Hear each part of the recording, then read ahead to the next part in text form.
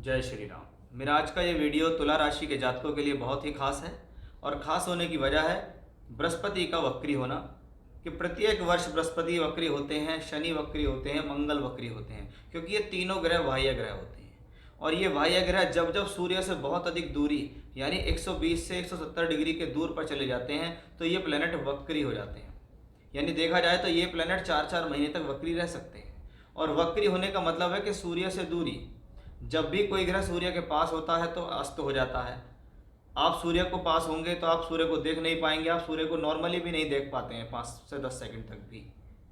यानी कहीं ना कहीं सूर्य से प्लेनेट का दूर होना एक अच्छी फीलिंग्स देता है, क्योंकि सूर्य ग्रहों का राजा है। राजा जहाँ भी बैठता है वो चाहता है कि मैं वहाँ अकेला राज करूँ। लेकिन अगर उसके साथ और भी ग्रह होते हैं तो या तो वो उनकी अपने अभाव से उनको नष्ट कर देता है, अस्त कर देता है, प्रभाव कम कर देता है। अब ऐसे ही ग्रह अगर सूर्य से दूर हो जाते हैं तो वो मजबूत हो जाते हैं। और ये बाह्य ग्रह हैं तीनों, इनकी कक्षा बाहरी कक्षा है, इनके अंदर गुरुत्वाकर्षण भी बल भी अच्छा खासा है। तो ये जो तीनों ग्रह हैं ये 120 से 170 डिग्री के बीच में वक्री होते हैं। वक्री होते ही ये ग्रह कहीं ना कहीं शक्त हो जाते हैं। शास्त्र इनको शक्ति या शक्तिशाली कहता है। इसी कारण इनको षडबल के अंदर एक एक्स्ट्रा बल मिलता है जिसको हम कहते हैं चेष्टा बल। चेष्टा बल वक्री ग्रह को मिलता है। कुंडली में कोई ग्रह वक्री बैठा है उसको चेष्टा बल मिल जाएगा। ऐसे ही गोचर में कोई प्लेनेट अगर वक्री है तो वो मजबूत है। अब उसको देखना यह है कि वो आपकी राशि से किन स्थानों में बली हुआ है। आपकी राशि से शुभ स्थानों में बली है तो वह शुभता को बढ़ाएगा, अशुभ स्थानों में बली है तो वह अशुभता को बढ़ाने वाला होगा। तो सूर्य के कारण होते हैं ग्रह वक्री, और वक्री होकर वो हो जाते हैं मजबूत। आइए अब ये देखते हैं कि इसका प्रभाव आपके लिए क्या रहेगा, क्योंकि बृहस्पति हैं 5 जगहों के कारक। धन, संतान, भाग्य, कर्म, लाभ। एक जगह बैठते हैं, 3 जगह दृष्टि देते हैं, 2 स्थानों के स्वामी होते हैं। तो एक मोस्ट इंपॉर्टेंट प्लेनेट हो जाता है बृहस्पति। खास तौर पे फाइनेंशियली ऐसे प्लैनेट्स को बहुत ज़्यादा देखा जाता है। आइए देखते हैं कि आज के समय में अगर हम देखें तो आपकी राशि है तुला।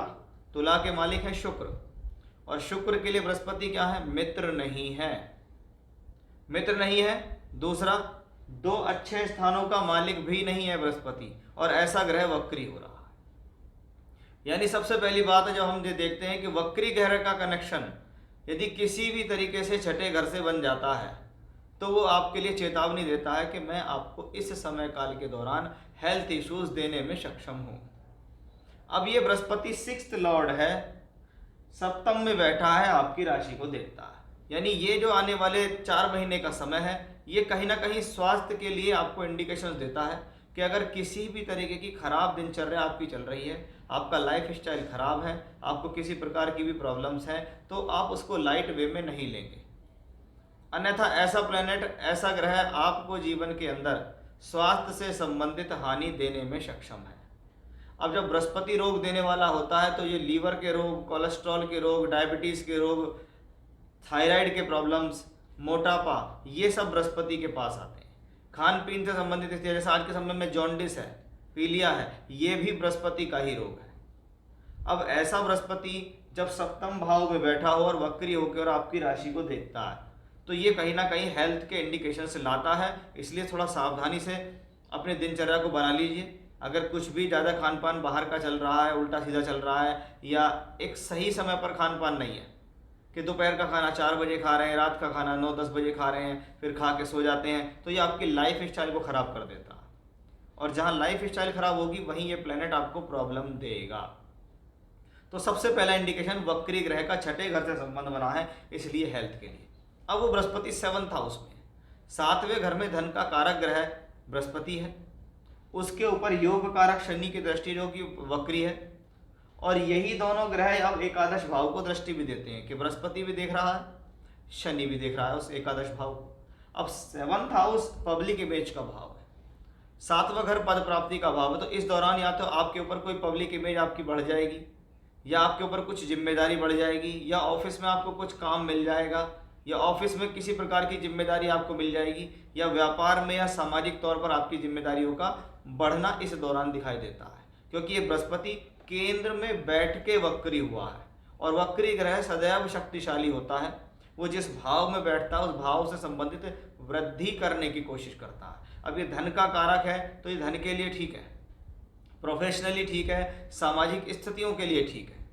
अगर आपका कोई भी काम ऐसा है जो टूर ट्रैवलिंग यात्राओं का है, एक्सपोर्ट इंपोर्ट का है, आपका कम्युनिकेशंस का वर्क है, आपका लोगों का साथ मिलने जुलने का काम है, सेल्स का, मार्केटिंग का काम है, तो उनके लिए अच्छा, क्योंकि बृहस्पति वक्री होकर थर्ड हाउस को दृष्टि दे रहा है, अपने ही घर को, और तीसरे घर से संबंधित कारकत्वों में वृद्धि करता है। अब जो लोग स्पोर्ट्स में हैं उनके लिए अच्छा हो गया, जो लोग राइटिंग्स का काम करते हैं, लिखने का काम करते हैं, क्रिएटिविटी का कोई काम करते हैं, सिंगिंग डांसिंग का काम करते हैं, तो ये आपकी प्रतिभाओं को निखारने वाला हो जाएगा। ये बृहस्पति यहाँ से बैठकर यहाँ दृष्टि देगा, यानी आपको काम में तो लगाए रखेगा, आपको सोर्स ऑफ इनकम तो देता रहेगा, लेकिन ये छठे घर का मालिक भी है, ये हमें नहीं भूलना चाहिए। तो वो उस हिसाब से हेल्थ के लिए ठीक नहीं है। योग कारक शनि की दृष्टि भी है इसके ऊपर, आप देखिएगा कि चौथे घर का और पांचवें घर का मालिक है, और बृहस्पति से कनेक्शन बनता है, तो भूमि जमीन जायदाद से संबंधित कार्यों के लिए शुभ हो जाएगा, पढ़ाई के लिए अच्छा हो जाएगा, शिक्षा के लिए अच्छा हो जाएगा, संतान से संबंधित स्थितियों के लिए शुभ हो जाएगा। यानी कुल मिलाकर ये बृहस्पति का जो वक्री होना है, ये सबसे ज़्यादा प्रॉब्लम दिखाता है कि भाई आपको थोड़ा सा, एक तो हेल्थ के लिए ध्यान रखना है कि भी स्वास्थ्य खराब ना हो जाए, दूसरा आपको अपने आर्थिक जो फैसले हैं वो इस दौरान सोच समझकर लेने होंगे, भी किसी भी प्रकार की जल्दबाजी पैसे के लेन देन में ना करें, क्योंकि बृहस्पति वक्री है और वो वक्री ग्रह आपके धन का कारक भी है। तो ये था तुला राशि के जातकों के लिए बृहस्पति के वक्री का होना 4 महीने कैसे परिणाम देगा, वो मैंने आपको इस वीडियो में बताया है। जय श्री राम।